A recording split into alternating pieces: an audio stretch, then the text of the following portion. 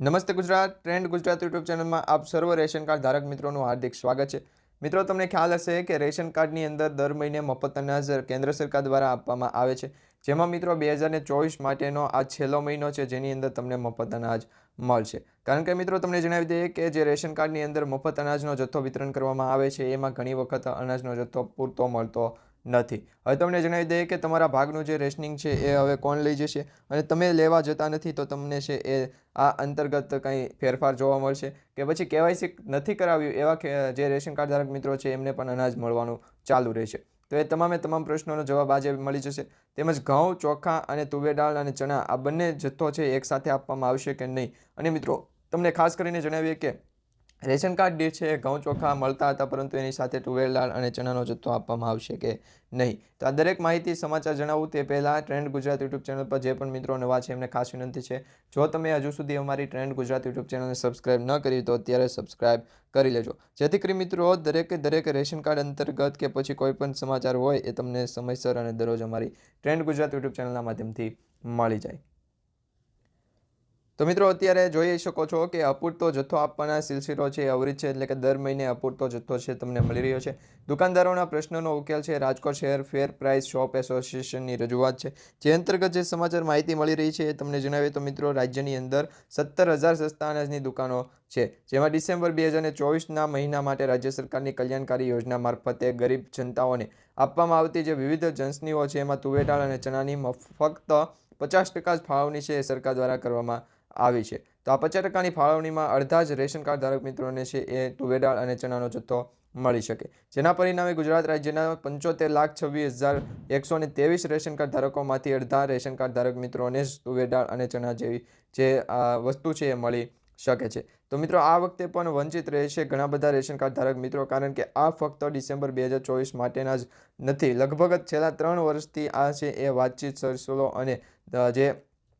કહી શકાય કે અપૂરતો જથ્થો છે એની જે યોજના છે એમાં અત્યારે ઘટ છે જોવા મળી રહી છે। તો મિત્રો, કોઈક મહિનો તુવેર દાળ તો કોઈક મહિનો ખાંડ તો કોઈક મહિનો ચણા જેવી વિવિધ એજન્સીઓની રેશન કાર્ડ ધારકોને છે એ વંચિત રાખવામાં આવતા હોય છે। તો મિત્રો, તમને જણાવી દઈએ કે ઘણી વખત છે એ રેશનિંગની દુકાન ઉપર તુવેર દાળનો જથ્થો ન હોય, ઘણી વખત ખાંડ ન હોય, ઘણી વખત ચોખા ન હોય કે પછી ઘણી વખત ચણાની જંસની ન હોય, એટલે કે આવક ન હોય, એના ભાગરૂપે છે એ ચણાનો જથ્થો અથવા તુવેર દાળનો જથ્થો કે ખાંડનો જથ્થો છે એ આપવામાં આવતો નથી। તો હવે આવા જે રેશન કાર્ડ ધારક મિત્રો છે એમને શું કરવું એ તમને જણાવીએ તો તમે તે પ્રમાણે મિત્રો, દર 1લી તારીખે રાજ્ય સરકાર દ્વારા મળવાપાત્ર જે જંસનીઓ છે, એટલે કે જે જથ્થો છે એ જાહેર સોશિયલ મીડિયા તેમજ વિવિધ અખબારોમાં પ્રસિદ્ધ કરવામાં આવતો હોય, પરંતુ એ મુજબનો જથ્થો રાજ્ય સરકારના પુરવઠા ગોડાઉન, સસ્તા અનાજની દુકાન કે પછી આ વિવિધ જંસનીઓના સપ્લાયરો પાસે પણ હોતી નથી। પરિણામે આવી જાહેરાતો વાંચીને રેશન કાર્ડ ધારક મિત્રો સસ્તા અનાજની દુકાનો ઉપર ખાતે છે એ ઘસારો કરી અને વિવિધ જંસનીઓ એટલે કે વિવિધ અનાજનો છે એ માંગણી કરતા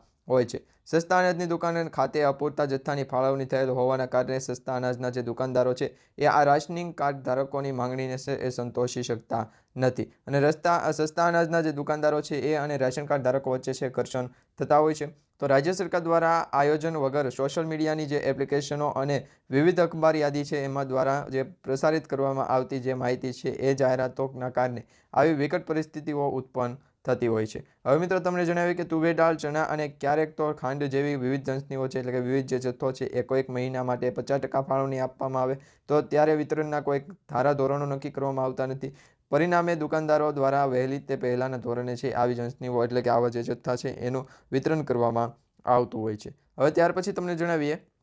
તે પ્રમાણે મિત્રો, એક ગંભીર સમસ્યા પણ ઊભી થતી હોય છે, જેમાં પુરવઠા નિગમ દ્વારા સસ્તા અનાજની જે દુકાનો છે એના દુકાનો ખાતે ક્યારેક પણ અસમયસર છે જથ્થો પહોંચાડવામાં આવતો નથી। મહિનામાં 15 કે 20 અને ક્યારેક તો 25, 26 અને 27 તારીખે એટલે કે આ દિવસોમાં છે એ જથ્થો પહોંચતો હોય છે, જેના ભાગરૂપે ઘણા બધા રેશન કાર્ડ ધારક મિત્રોનું અનાજ છે એ મહિના પૂરતીનું જે હોય છે એનો જથ્થો છે એના વારો છે એ વિયો જતો હોય છે। તો એવા ભાગરૂપે પણ રેશન કાર્ડમાં જે ઘણા બધા રેશન કાર્ડ ધારક મિત્રો છે એ અનાજથી વંચિત રહી જતા હોય છે। પરંતુ હવે તમને જણાવીએ કે જે રેશન કાર્ડની અંતર્ગત જે રેશન કાર્ડ ધારક મિત્રો છે એમને અનાજનો જથ્થો પૂરતો સમયસર મળતો ન હોય, તો એવા રેશન કાર્ડ ધારક મિત્રોને જે કહી શકાય કે સરકાર દ્વારા 1 થી 30 તારીખની અંદર કોઈ પણ તારીખમાં છે એ અનાજનો જથ્થો છે આપવા માટેની જે જાહેરાત છે એ થતી હોય છે, પરંતુ ઘણી વખત છે એ સમયસર કામ ન થતું હોય એના ભાગરૂપે પણ આ અનાજનો જથ્થો છે ટાઈમસર પહોંચતો નથી. તો ઘણી વખત 15થી 20 તારીખ સુધીમાં પહોંચતો હોય, તો ઘણી વખત 25, 26 અને 27 આમ આ છેલ્લા જ મહિનાની અંતર્ગત છે એ છેલ્લા દિવસોમાં જો અનાજનો જથ્થો મળે તો ઘણા બધા રેશન કાર્ડ ધારક મિત્રો છે એ અનાજનો જથ્થો લેવાથી વંચિત રહી જતા હોય છે. પરંતુ હવે તમને જણાવીએ કે જે અમુક દુકાનને જથ્થો છે એ વહેલા પહોંચી જતો હોય તો એવા લોકો પણ છે એ અનાજનું વિતરણ ચાલુ કરવામાં છે સમય લગાડી દેતા હોય છે. મોડો જે છે એ વિતરણનો કાર્યક્રમ છે ગોઠવતા હોય છે. તો ઘણા વખત છે એ આ સમયગાળા દરમિયાન રેશન કાર્ડ ધારકોને દરરોજ દુકાનના ધક્કા ખાવા પડતા હોય છે. આ પ્રશ્નનો યોગ્ય નિવાડો આવે તો રજૂઆત છે એ પ્રમાણે કરવામાં આવી રહી છે, જેમાં રાજકોટ શહેર ફેર પ્રાઇસ શોપ એસોસિએશન દ્વારા આ છે અંતર્ગત છે એ કરવામાં આવી છે. તો મિત્રો આ અંતર્ગત છે એ ડિસેમ્બર 2024 એટલે કે છેલ્લા મહિનામાં ઘઉં, ચોખા, તુવેર દાળ, ચણાના જથ્થામાંથી તમને કેટલું અનાજ મળ્યું છે એ નીચે કમેન્ટમાં ખાસ કરીને જણાવી દેજો. તેમજ આ માહિતી, આ સમાચાર, આ વિડીયો છે એ સારો લાગ્યો તો વિડીયોને લાઇક આપી ચેનલને સબસ્ક્રાઇબ કરી દેજો અને તમારા દરેક વોટ્સઅપ ગ્રુપ, ફેસબુક ગ્રુપમાં દરેક રેશન કાર્ડ ધારક મિત્રો સુધી આ વિડીયો છે શેર કરી દેજો.